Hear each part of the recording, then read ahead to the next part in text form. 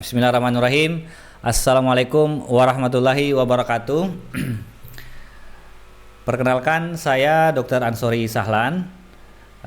Insya Allah kita akan berdiskusi ya pada kesempatan kali ini terkait bagaimana implementasi peningkatan mutu dan keselamatan pasien di rumah sakit. Tentunya senang sekali ya bisa berjumpa dan berdiskusi dengan peserta didik sekalian yang insya Allah akan berorientasi atau melaksanakan pendidikan di Rumah Sakit Unhas. Saya ucapkan selamat ya, semoga bisa betul-betul bekerja dan bisa melaksanakan aktivitas pendidikannya di Rumah Sakit Unhas dengan baik dan bisa mendapatkan pembelajaran dan insya Allah akan berbekal di kemudian hari. Saya perkenalkan, saya biasanya dipanggil Dokter Alan ya, adik-adik sekalian. Selain sebagai dokter yang praktek di rumah sakit ini dan staf pengajar, saya juga diamanahkan untuk bertugas di Ketua Komite Mutu Rumah Sakit Unhas. Ini relevan dengan topik pada kali ini terkait bagaimana upaya peningkatan mutu dan keselamatan pasien di rumah sakit. Pertama, kenapa topik ini menjadi penting untuk peserta didik? Terutama peserta didik profesional pemberi pelayanan kesehatan ya, karena bagaimanapun juga walaupun adik-adik sekalian atau teman sejawat sekalian itu di sini sebagai mahasiswa atau peserta didik, yang tujuan utamanya adalah pendidikan, tapi teman-teman tentunya dalam implementasi pendidikan ini melaksanakan kegiatan yang berinteraksi langsung dengan pasien dan keluarga termasuk dengan staf rumah sakit yang lainnya. Kegiatan ini tentunya bisa saja berpotensi atau berisiko mempengaruhi pelayanan yang ada di rumah sakit. Jadi memang sangat penting, terutama misalnya pendidikan dokter spesialis atau koas atau profesi lain seperti perawat, nurse ya, fisioterapi, elektromedis dan sebagainya. Mohon maaf saya tidak bisa sebutkan satu-satu. Ini akan berdampak kalau misalnya kegiatan itu tidak dilakukan dengan baik atau dengan cara atau dengan sistem yang benar. Karena tidak banyak kita menerima laporan adanya insiden atau dampak ya yang tidak baik untuk pasien itu terlibat atau kaitannya dengan peserta didik. Makanya konsep mutu dan keselamatan pasien itu menjadi penting untuk peserta didik, dan ini menjadi salah satu kewajiban kalau di standar akreditasi rumah sakit harus memberikan orientasi. Begitu urgensi dan pentingnya bagaimana pemahaman konsep ini. Kalau mutu tentunya mungkin sudah banyak ya yang pernah belajar, atau bahkan mengimplementasi upaya peningkatan mutu dan keselamatan pasien di rumah sakit. Ini kita review dan mungkin untuk yang belum pernah nanti mungkin kita bisa belajar bersama ya. Berawal dari kalau kita berkait mutu, maka sebenarnya pelayanan di rumah sakit itu berbasis custom ya, maksudnya customer ya, bagaimana pelayanan jasa kita itu bagaimana tentunya untuk memberikan kepuasan pada pasien, tujuan utama akhirnya. Bagaimana harapan pasien, harapan keluarga termasuk teman-teman sejawat semua, peserta didik berada di rumah sakit atau mendapatkan pelayanan di rumah sakit itu tentunya sangat berbeda-beda ya. Kalau pasien sendiri pasti pengen cepat sembuh gitu kan. Nah, tapi banyak parameter-parameter lain, misalnya senang dengan perlakuan pegawai ya yang begitu ramah. Itu juga mungkin salah satu harapan dari pasien misalnya. Jadi kalau kita berbicara bagaimana kualitas atau mutu pelayanan rumah sakit yang baik, maka parameternya cukup kompleks ya. Nanti mungkin kita bisa bahas satu-satu, namun memang ada beberapa parameter yang diwajibkan oleh standar akreditasi ataupun kebijakan pemerintah, karena memang ini mungkin dianggap sebagai prioritas ya yang bisa mempengaruhi mutu pelayanan di rumah sakit. kegiatan di rumah sakit tentunya sangat beresiko ya. Ini contoh ekstrim mungkin, begitu kalau kita bekerja di rumah sakit banyak potensi-potensi yang bisa adanya masalah dalam pelayanan ya. Ini contoh-contoh yang mungkin kita bisa lihat, misalnya di kamar operasi, lagi asyik operasi terus dengarkan suara musik yang tujuan utamanya untuk supaya kita sambil ini ya lebih rileks dalam operasi, tapi kalau begitu suaranya besar itu mungkin saja berpotensi mengganggu komunikasi antar profesi yang lagi ada di dalam. Nah, itu mungkin salah satu contoh yang mungkin bisa menjadi penyebab dari pelayanan yang kurang baik. Nah, ini contoh-contoh di gambar ini mungkin contoh-contohnya ekstrim ya, tapi nanti tentunya kita sebagai petugas di rumah sakit harusnya ya bisa mengidentifikasi potensi-potensi masalah yang ada di rumah sakit kita. Saya berharap juga kepada teman-teman peserta didik, walaupun mungkin di sini tujuannya untuk belajar, tetapi teman-teman juga bisa memberikan masukan ke rumah sakit Unhas. Apabila teman-teman menemukan sesuatu yang perlu diperbaiki, jangan ragu-ragu bisa langsung memberikan masukan ke petugas kami ya. Boleh juga langsung ke saya atau manajemen yang lainnya.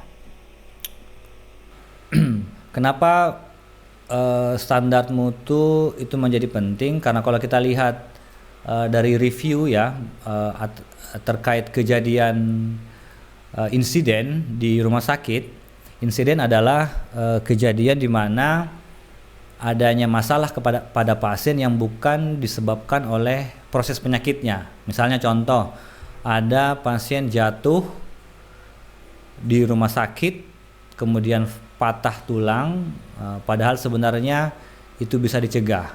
Jadi itu termasuk insiden. Banyak jenis-jenis insiden yang lain.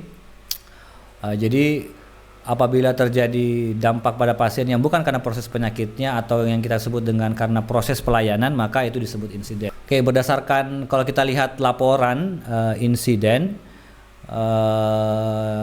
ini laporan tahun Systematic Review ya tahun 2008, mungkin ada yang lebih baru, ini saya ambil yang tahun 2008, itu cukup tinggi ya kejadian insiden, kurang lebih 9,2% ya, dan sekitar 43,5%-nya itu bisa dicegah sebenarnya. Kalau kita lihat 7,4 itu bisa menyebabkan letal atau dampak yang signifikan, bahkan bisa menyebabkan kematian. Rata-rata 1 dari 10 pasien atau 10 dari 100 pasien ya yang datang ke rumah sakit itu bisa terkena dampak cedera atau penyakit karena pelayanannya di rumah sakit yang kurang baik ya, bukan karena proses penyakitnya. Jadi resiko masuk ke rumah sakit yang harusnya dia maunya sembuh ya, tapi beresiko berpotensi mendapatkan cedera atau penyakit justru karena pelayanan itu cukup tinggi. Jadi penting untuk kita sebagai orang-orang yang bekerja di rumah sakit, bagaimana kita meminimalisir ini dengan tentunya membangun sistem yang lebih baik ya. Kalau kita lihat potensi resiko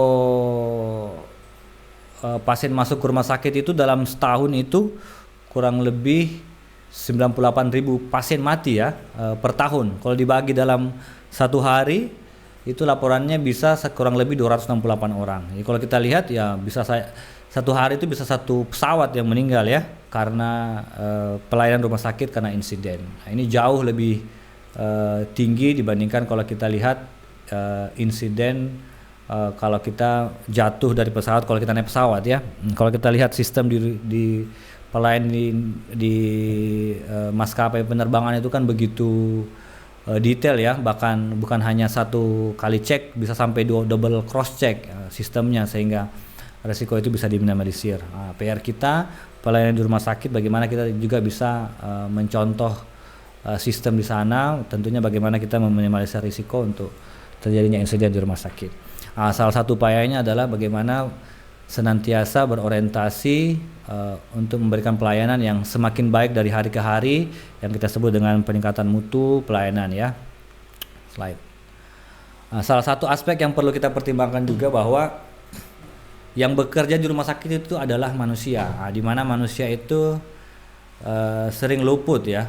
Ada yang bilang to err is human, jadi sudah manusiawi itu kalau salah gitu. Jadi manusia itu tempatnya sering lupa, apalagi kalau misalnya kita sudah banyak pasien ya, jumlah pasien meningkat ya, faktor psikologis yang ada di kita, belum lagi kalau ada masalah di luar pendidikan ya, itu akan bisa mempengaruhi performa kita. Nah, bagaimana supaya performa kita sebagai yang kita tahu bahwa manusia punya kelemahan ini, yaitu adalah bagaimana kita membangun sistem. Sistem ini kita buat supaya nanti ada standar-standar yang nantinya apabila ada salah satu manusia yang error gitu ya, nah itu bisa dideteksi dan bisa diperbaiki begitu ya. Jadi kunci dari membangun pelayanan yang baik adalah meminimalisir human error dengan membangun sistem. Sistem apa yang dimaksud nanti akan saya jelaskan selanjutnya. Dan salah satu konsep yang jadi dasar pelayanan kita juga bahwa memang kita datang pasien ke kita itu untuk berobat, tujuannya untuk sembuh. Tapi pesan nenek moyang kita Hippocrates itu yang paling pertama kita harus pikirkan adalah bagaimana kita tidak mencelakakan pasien. Jadi karena seringkali kalau kita lihat juga insiden tadi ya, pasien yang datang ke rumah sakit itu bukan justru sembuh tetapi mendapatkan cedera atau penyakit karena pelayanan rumah sakit. Jadi prinsip pertama, first do no harm, itu menjadi wajib untuk kita pegang ya, nilai ini dalam memberikan pelayanan kepada pasien. Jadi betul-betul orientasinya adalah jangan mencelakai pasien yang utama ya, jangan mencelakai pasien. Jadi bagaimana mutu pelayanan yang baik adalah ya paling pertama adalah pasien safety. Percuma misalnya naik pesawat, misalnya contoh ya pesawat pelayanannya, ruangannya bagus, kursinya eksekutif gitu ya, di bisnis class. Tapi kalau misalnya naik pesawat itu risiko jatuhnya besar, tinggi, gampang mudah jatuh pesawatnya, maka ya nggak ada artinya pelayanan yang premium tadi. Jadi kalau menghilangkan faktor safety-nya, jadi safety menjadi hal yang penting untuk memberikan pelayanan yang bermutu ya. Ini salah satu contoh konsep teori juga terkait bagaimana membangun sistem supaya sistem itu kita mempunyai banyak barrier ini. Jadi apabila nanti ada salah satu yang keliru, itu bisa ditutupi oleh sistem yang lain ya. Ini teori model Swiss cheese ya, di mana kita bisa membangun sistem, membangun barrier. Ini salah satu contoh insiden, misalnya adanya kesalahan operasi, kesalahan sisi ya, yang harusnya misalnya operasi contoh lah misalnya ya epidural hematom di sisi kanan, tetapi ternyata akhirnya di operasi yang sebelah kirinya, ketahuan pas dibuka tidak ada pendarahannya, atau yang harusnya diamputasi kaki kanan yang diamputasi kaki kiri. Ini kan salah satu insiden yang cukup besar dampaknya. Kita bisa membangun sistem, misalnya pertama edukasi.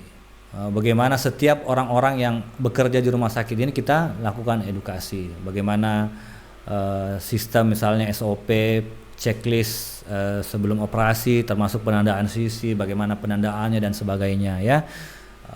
Termasuk pelatihan, terus bagaimana penggunaan penandanya ya. Ada yang pakai pita, ada yang di spidol. Tentunya pakai spidol tanda langsung di jaringannya itu jauh lebih bagus. Kalau pakai pita ya bisa terlepas, itu bisa kemudian menjadi masalah. Kemudian termasuk hal yang sepele dalam arti mengkonfirmasi ke pasien. Misalnya sebelum dilakukan tindakan atau sebelum pasien dibius, dikonfirmasi ulang apakah yang benar ini. Kalau misalnya pasien sadar ya, kalau tidak sadar bisa pada keluarga. Itu bisa kita lakukan step by stepnya. Jadi kalau misalnya markingnya keliru misalnya, kalau kita melakukan cross check sebelum pasien dioperasi, sebelum pasien dibius, kita lakukan verified consent bahwa ini benar apakah sisi kanan. Jadi walaupun misalnya hilang markingnya atau pada saat sebelum operasi keliru penandaannya, itu bisa diidentifikasi bahwa ini bermasalah sebelum kita melaksanakan operasi. Jadi dengan membangun SOP ini tentunya nanti kita akan bisa cegah. Kecuali kalau semuanya barrier-barrier ini kita bolong, ya akhirnya insiden itu bisa terjadi. Nah, bagaimana kita membangun sistem supaya cedera atau insiden itu tidak terjadi? Kita bangunlah barrier-barrier ini yang kita sebut dengan membangun sistem dengan standar-standar, nanti implementasinya dalam bentuk SOP ya. Contohnya misalnya tadi harus ada konsen sebelum dibius, bahwa mengklarifikasi lagi bahwa benar tepat lokasi, tepat sisi sebelum pasien dibius ya. Yang itu biasanya ada di checklist surgical safety checklist ya. Nah, itu kita bangun sistem itu untuk mencegah kejadian kesalahan salah sisi operasi. Nah, membangun sistem ini tentunya bukan hal yang mudah, tentunya pasti banyak masukan-masukan. Ada yang sudah dibuat oleh standar-standar, misalnya standar akreditasi itu sudah ada SOP standarnya harus kita ikuti. Tapi semua rumah sakit mungkin ada ciri khasnya masing-masing. Jadi setiap rumah sakit memang perlu membuat sistem sendiri yang terdiri dari standar-standar operasional prosedur yang bisa disesuaikan dengan kondisi rumah sakitnya. Nah, membangun sistem ini tentunya kita akan meminimalisir resiko ya. Meminimalisir resiko ini adalah bagian dari sistem manajemen resiko ya. Manajemen resiko memang salah satu manajemen yang kita harus lakukan kalau memberikan pelayanan yang tadi rendah resiko ya, atau mengutamakan patient safety. Nah, tadi kita sepakat tadi bahwa mutu yang baik yang paling pertama adalah dia harus safety ya. Jadi ini kita bisa bagaimana manajemen resiko yang baik, tentunya adalah bagaimana kita mengenali bahwa setiap kegiatan yang kita kerjakan di rumah sakit itu berpotensi menyebabkan cedera atau penyakit pada pasien kita. Bahkan termasuk kalau kita lihat secara menyeluruh, termasuk ya staf-staf yang di rumah sakit juga itu berpotensi mengalami cedera juga ya. Misalnya ada pegawai rumah sakit kita yang ngangkat pasien begitu berat, akhirnya terjadi nyeri punggung. Ada pasien kita misalnya tertular TB dari pasien gitu ya, staf kita yang tertular TB dari pasien, itu juga bisa terjadi.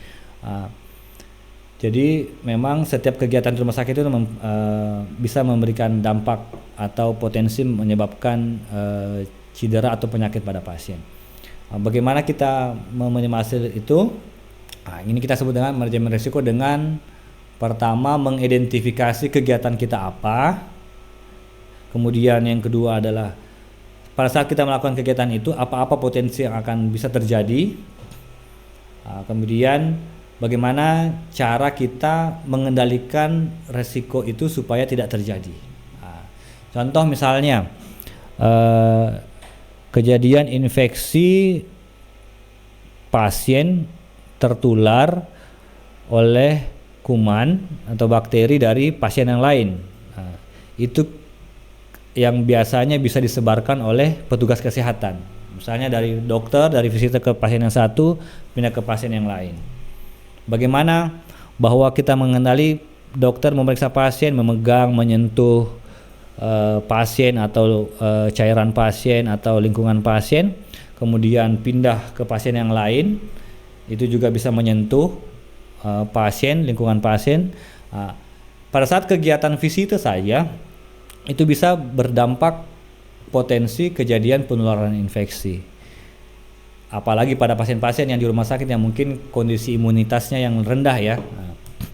Kalau kita mengenali bahwa kegiatan visite itu mempunyai potensi penularan infeksi, maka kita bisa bagaimana upaya mengendalikannya. Contoh salah satunya mengendalikannya adalah dengan menggunakan APD ya. Yang kedua itu kalau APD terutama untuk melindungi kepada stafnya ya.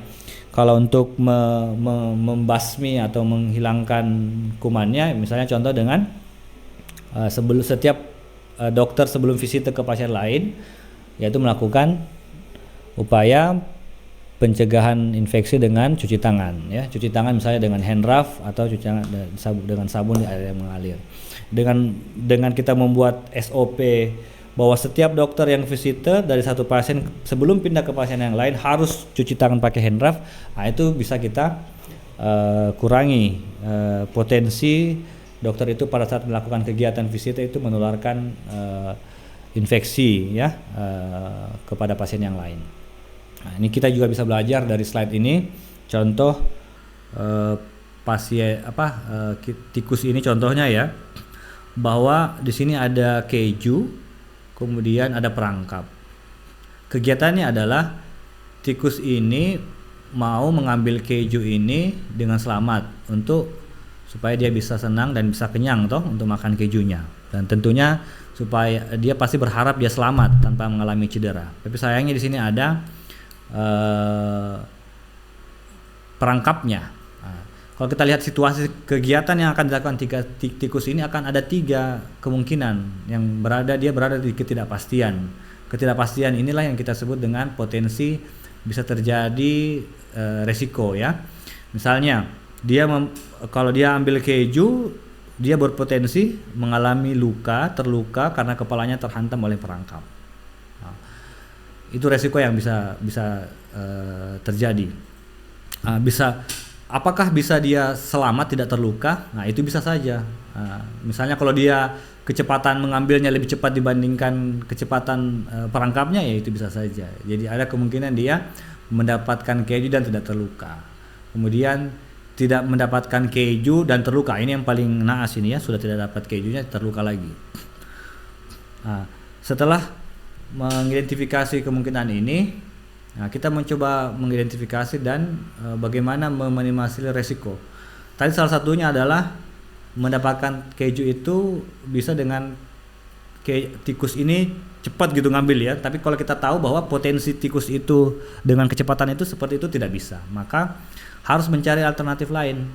Apa contohnya? Misalnya bisa dengan menggunakan helm untuk minimalisir resiko. Jadi karena ada potensi kepalanya terjepit dengan perangkap dan bisa menyebabkan trauma kepala, si tikus berusaha meminimalisir resiko itu dengan menggunakan alat pelindung diri yang kita sebut helm di gambar ini ya. Nah, jadi pada saat dia ngambil kejunya, walaupun perangkapnya aktif, kepalanya terlindungi oleh perangkapnya ya, dan dia bisa mendapatkan keju dengan tidak terluka. Jadi dengan menggunakan APD ini potensi meminimalisir risikonya lebih tinggi ya. Nah, itu yang kita perlu kenali, identifikasi di rumah sakit ini, bagaimana kita mencegah terjadinya insiden yang sudah saya jelaskan tadi ya. Ini konsep basicnya. Kemudian kalau kita lihat pelayanan di rumah sakit, kalau kita berorientasi peningkatan mutu, tentunya kita bisa berdasarkan teori Donabedian ini ya, bahwa setiap pelayanan yang kita berikan itu tentunya butuh input ya, misalnya harus ada staffnya, harus ada anggarannya, harus ada alkesnya ya, harus ada kebijakan, harus ada obatnya, itu inputnya. Kemudian outputnya bagaimana hasil pelayanan kita ya, misalnya BOR ya, termasuk kepuasan pasien. Kalau kita lebih jauh lagi, outcome pelayanan kita itu bisa kita lihat bagaimana kepuasan pasien. Tapi yang paling penting juga di sini adalah bagaimana prosesnya. Proses di sini kadang-kala juga kita berpikir bahwa ini pelayanan kita kurang baik karena SDM kita kurang. Padahal belum pernah melakukan analisa beban kerja, belum pernah menilai apakah memang stafnya sudah bekerja dengan optimal ya. Mungkin saja di prosesnya yang bermasalah. Jadi bagaimana membentuk proses ini yang baik adalah disinilah tantangan manajemen ya, untuk membangun proses ini dengan baik. Nah, bagaimana membangun sistem aktivitasnya ini menjadi hal yang penting sebenarnya.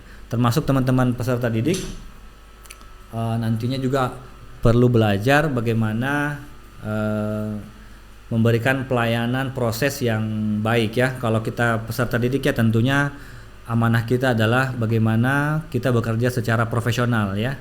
Jadi profesional, bagaimana kita bekerja sesuai dengan kompetensi kita masing-masing. Di sini nanti teman-teman bisa belajar meningkatkan skillnya, karena kalau pelayanan yang teman-teman berikan, kalian kan kalau jasa pelayanan dalam bentuk pelayanan kesehatan itu kebanyakan dalam bentuk skill atau kemampuan keterampilan. Jadi selain pengetahuan ya, akademik, analisis kasus dan sebagainya, tapi skill kemampuan ini menjadi penting. Nah, di sini nanti teman-teman belajar bagaimana meningkatkan skill itu, karena kalau skillnya kurang bagus ya tentunya pasti nanti hasil pelayanannya juga kurang bagus ya.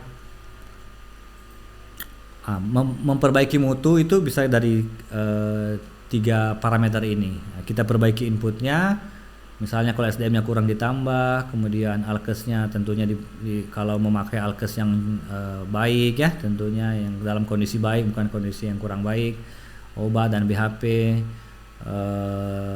dan lain-lain ya. Nah, dengan kita senantiasa menilai, misalnya rumah sakit Unhas sudah sampai di mana sih bagus pelayanan mutunya, bisa kita lihat dari ketiga konteks ini ya, input, proses, output serta outcome ya. Kalau outcome itu sangat terkait dengan output.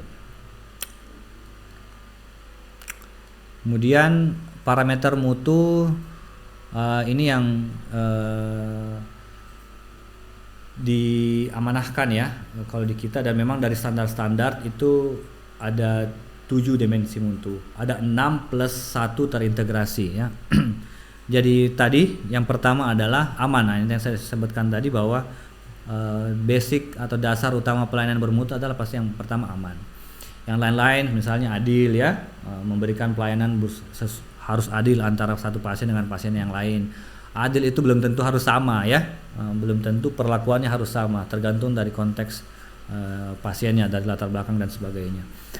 Kemudian harus berorientasi pasien, kemudian tepat waktu ya, otomatis kecepatan kita memberikan pelayanan, yang penting pelayanannya tepat, itu menjadi pertimbangan juga mutu. Misalnya kalau di rawat jalan waktu tunggunya panjang banget, nah pasti itu akan mempengaruhi juga kepuasan pasien. Jadi pelayanan tepat waktu itu indikator juga bahwa mutu pelayanan itu baik. Efektif ya, efektif dalam arti kalau di rumah sakit ya pelayanannya sesuai dengan evidence base terbaru ya, yang mana yang terbukti pelayanannya yang memberikan hasil yang baik.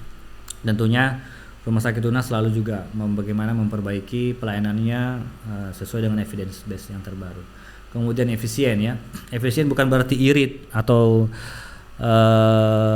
kikir ya dalam mengeluarkan anggaran. Efisien adalah bagaimana kita betul-betul mengoptimalkan sumber daya supaya tidak terjadi kebocoran sebenarnya.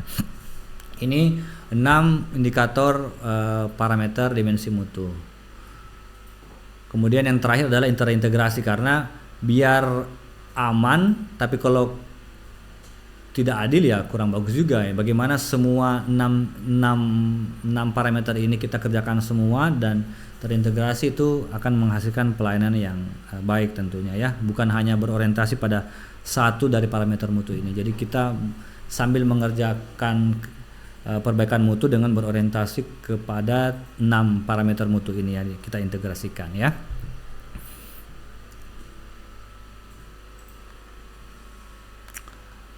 Kemudian kalau salah satu faktor juga dalam upaya bagaimana mutu pelayanan baik itu adalah pelayanan yang berorientasi pada pasien, di mana ada kolaborasi interprofesional ya.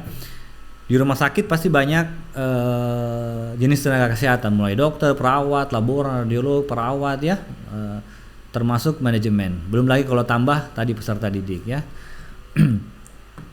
Koordinasi antara orang-orang ini menjadi penting. Bagaimana? Karena kalau tidak, nanti misalnya tidak akan efisien. Misalnya dokternya sudah nanya ini, perawatnya sudah nanya ini, terus ditanya lagi sama dokter, ya, kan mubasir ya. Atau ada pekerjaan yang sudah dikerjakan dokter yang satu, dikonsul ke dokter yang lain, dikasih obat yang sama juga, gitu. Jadi jadinya bisa over treatment. Jadi kalau tanpa koordinasi interprofesional yang baik, itu juga akan mempengaruhi mutu pelayanan. Jadi bagaimana petugas di rumah sakit itu bisa bekerja interprofesional dengan koordinasi yang baik, dengan berorientasi pasien ya, itu menjadi penting ya. Termasuk juga selain efektif mengurangi potensi cedera juga ya, dalam arti mengurangi potensi insiden. Misalnya dokternya mungkin kelupaan pada saat meresepkan obat, dosisnya mungkin ya, bisa saja kan, tidak menutup kemungkinan misalnya dosisnya salah tulis gitu atau salah ketik, terus pas dibaca sama farmasi, oh ini ada kemungkinan kekeliruan, maka dicoba klarifikasi. Dicoba klarifikasi, ternyata betul ada yang keliru dan dokternya memperbaiki. Di situ kan kalau dengan kolaborasi dan koordinasi yang baik, insiden bisa kita cegah. Bagaimana misalnya kalau tidak jalan koordinasinya, petugas farmasinya tetap menjalankan ini kan memang dari resepnya dari dokternya, nggak usah saya koordinasi, saya langsung saja kasih gitu ya, itu kan bisa menjadi masalah ya. Jadi begitu pentingnya koordinasi ini dalam pelayanan kesehatan di rumah sakit. Teman-teman peserta didik, sebelum kalian bekerja harus juga belajar bagaimana bekerja secara multidisiplin dan interprofesional itu di rumah sakit Unhas ini, karena di rumah sakit ini cukup banyak variasi jenis kesehatan yang bekerja di sini. Jadi dengan belajar di sini kami harapkan, dan memang di rumah sakit kita juga punya program interprofesional kolaborasi, ada beberapa kali, semoga teman-teman dapat ini juga ya, kesempatan juga untuk diskusi ya, atau ikut kegiatan interprofesional edukasi. Di situ ada diskusi biasanya melibatkan beberapa tenaga kesehatan, diskusi bersama. Jadi nanti supaya nanti pada saat kalian bekerja kalian mulai terbiasa dengan sistem bekerja terkoordinasi. Kalau kita lihat rumah sakit Unhas, salah satu tantangannya juga adalah kita adalah rumah sakit pendidikan, di mana kalau ini dapat bisik-bisik, maksudnya dengar-dengar ya, kadang-kadang kalau di masyarakat itu bilang, nggak usahlah ke rumah sakit pendidikan, di sana nanti kita dijadikan bahan coba begitu kan. Banyak pasien, banyak yang praktek di situ, nanti kita jadi bahan coba. Itu kan bisa tanda kutip bisa menjadi permasalahan juga ya untuk rumah sakit pendidikan, apalagi kita yang masih baru. Tantangan ini memang merupakan yang harus kita hadapi dan kita perlu perbaiki, dan teman-teman di sini menjadi faktor juga ya. Jadi teman-teman bisa menjadi berpengaruh juga ya.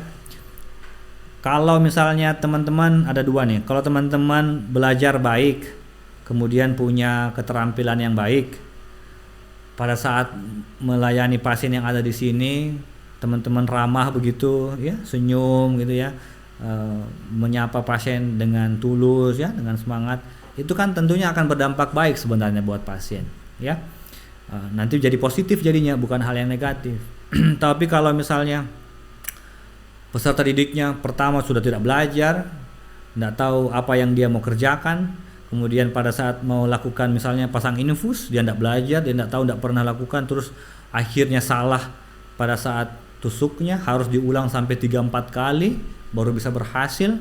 Terus pada saat melaksanakan tindakan itu tidak ada senyum-senyumnya, tidak ada ramah-ramahnya, malah marah-marahi pasien, apa coba yang akan terjadi pada pasien itu dan keluarga? Pasti kan komplain ujung-ujungnya, dan komplain itu bisa akan menyebar. Jadi kami berharap peserta didik yang bekerja di rumah sakit ini betul-betul memegang prinsip bahwa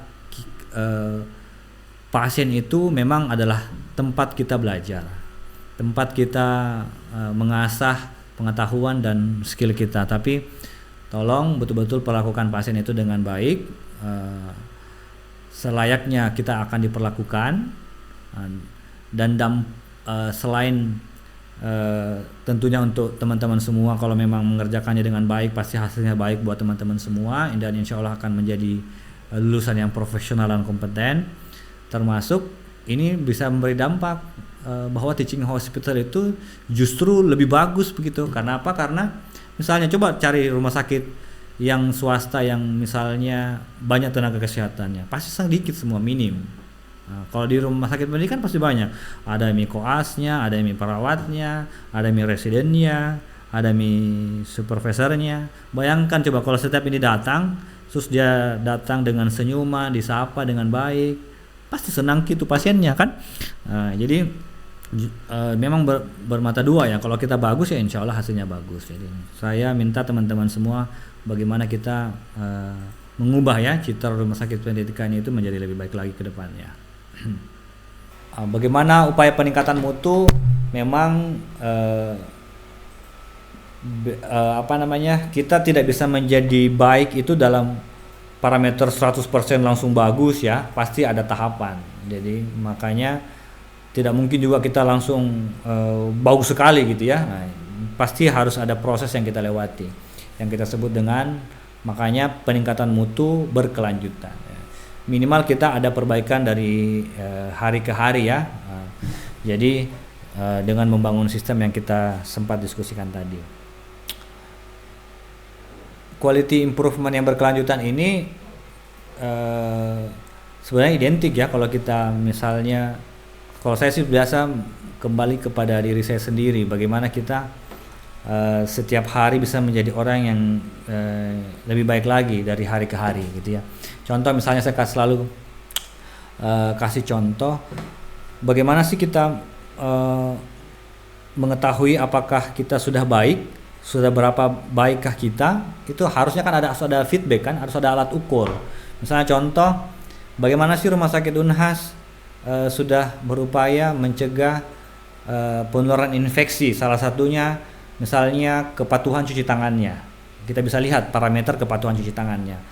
Otomatis kan kalau bisa kita analisis, kalau kepatuhan cuci tangannya bagus, maka risiko infeksinya pasti bisa lebih rendah kan. Nah, salah satu parameternya adalah misalnya contoh kita ukur indikator mutu terkait kepatuhan cuci tangan. Misalnya ya, nanti kita lihat nih apakah semakin baik. Nah, kalau bisa semakin baik maka rumah sakit itu sudah menunjukkan perbaikan dari segi parameter kepatuhan cuci tangan. Nah, jadi tentunya indikator-indikator kualitas pelayanan yang baik atau apakah dia meningkat itu bisa kita ukur dengan ukuran indikator mutu.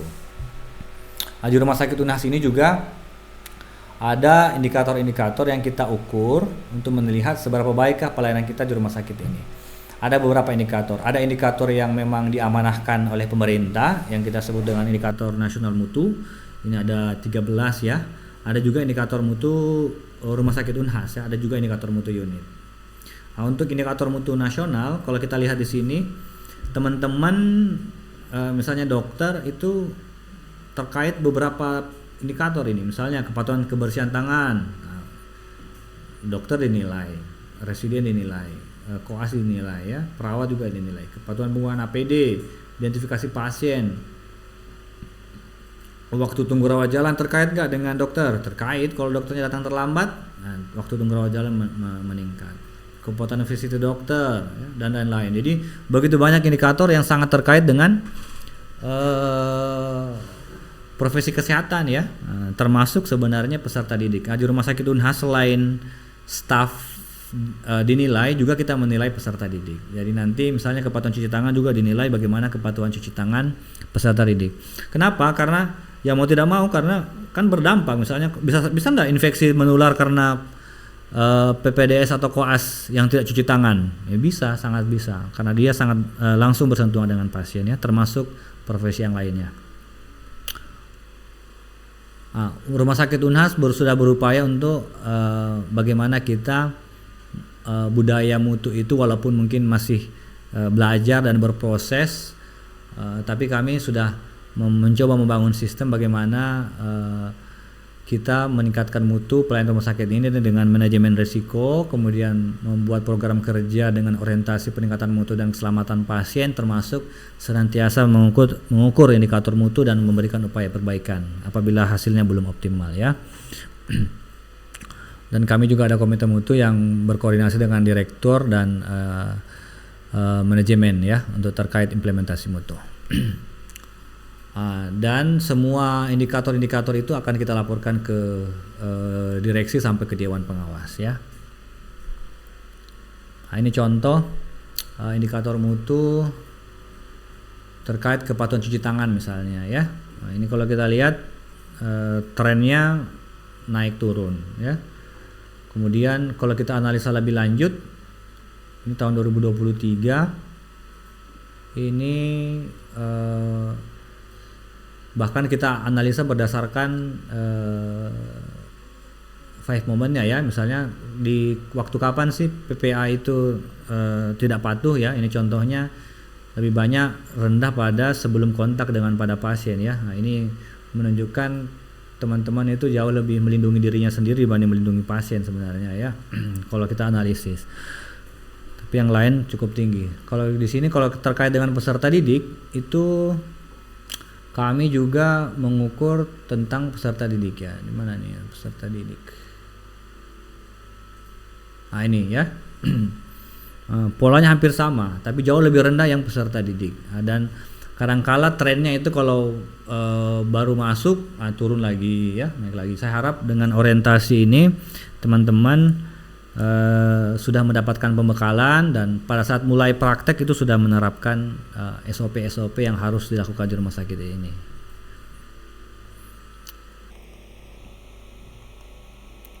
Jadi teman-teman bekerja di rumah sakit ini tetap juga kami nilai ya, bukan menakut-nakuti ya, tapi bagaimana kita juga tetap melihat, mengidentifikasi kalau memang bermasalah, biasanya kita lakukan tindak lanjut ya. Ada kemungkinan kita menghubungi supervisor dan memberikan laporan.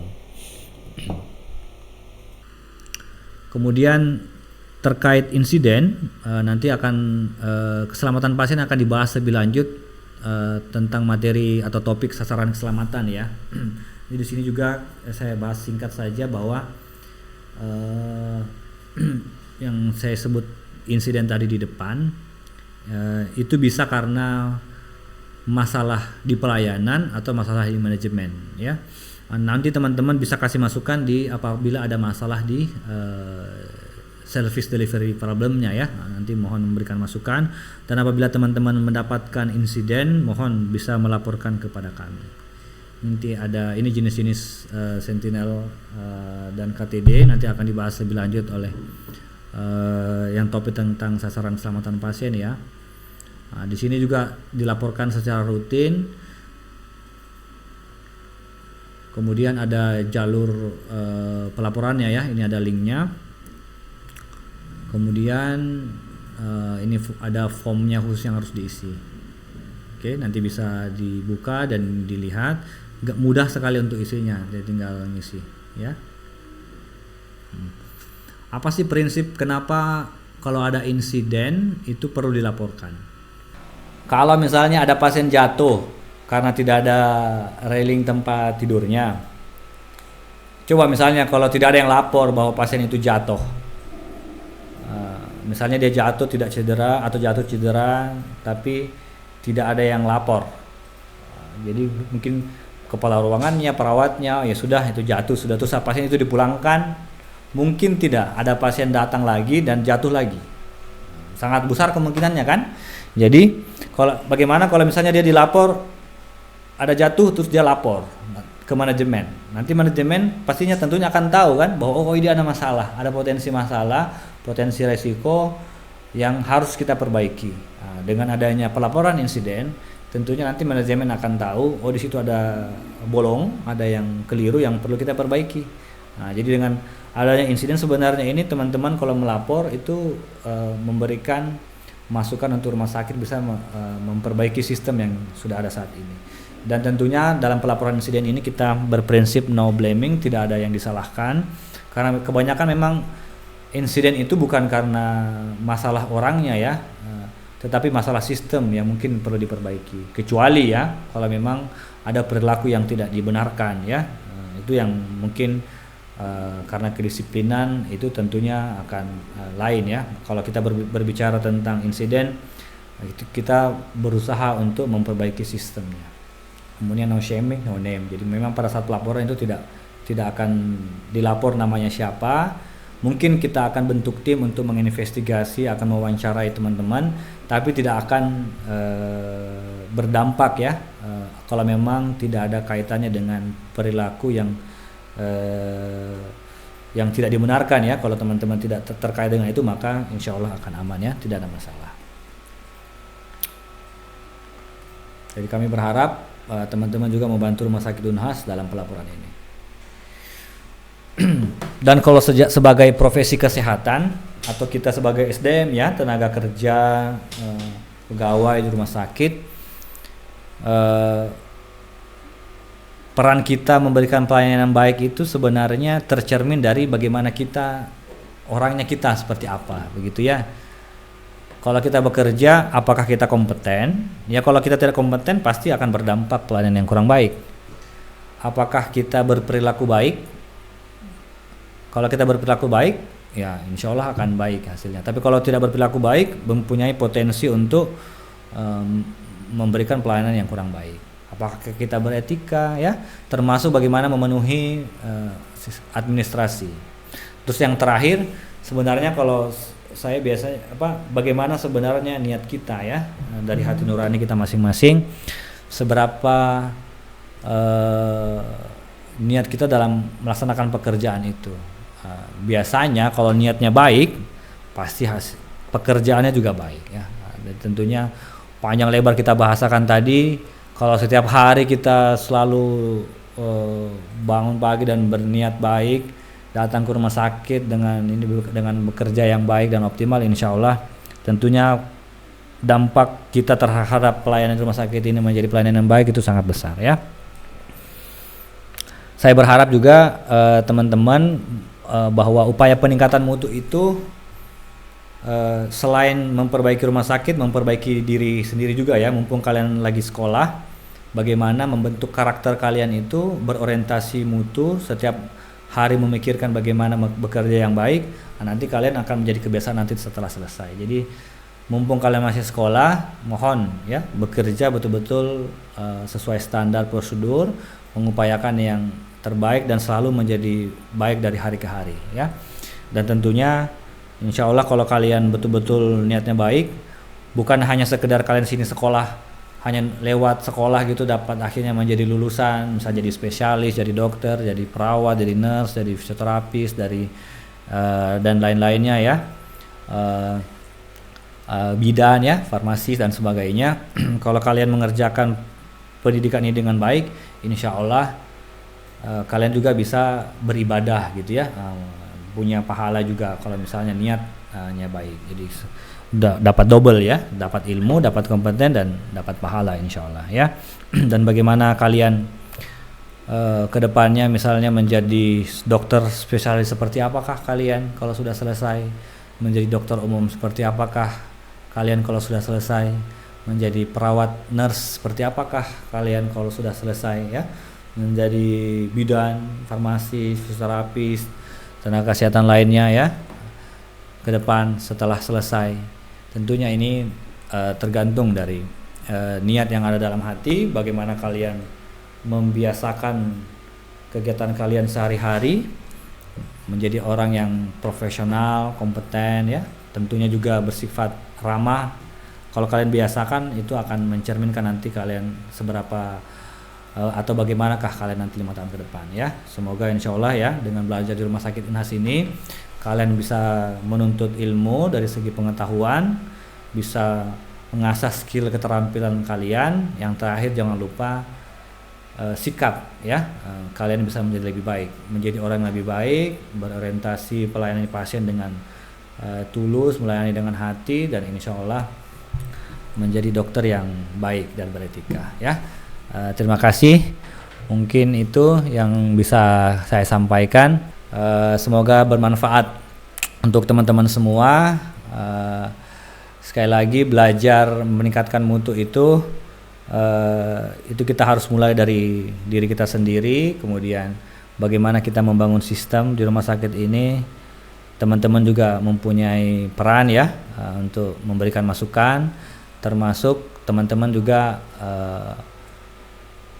bisa berdampak karena ujung tombak pelayanan di sini teman-teman juga terkait, jadi bisa berdampak terkait kualitas pelayanan rumah sakit ini. Jadi saya berharap teman-teman bisa bekerja dengan baik di rumah sakit ini, memberikan pelayanan yang berdampak positif untuk rumah sakit kita. Terima kasih atas perhatiannya.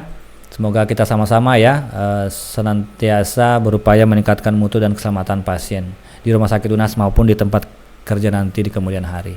Terima kasih. Assalamualaikum warahmatullahi wabarakatuh.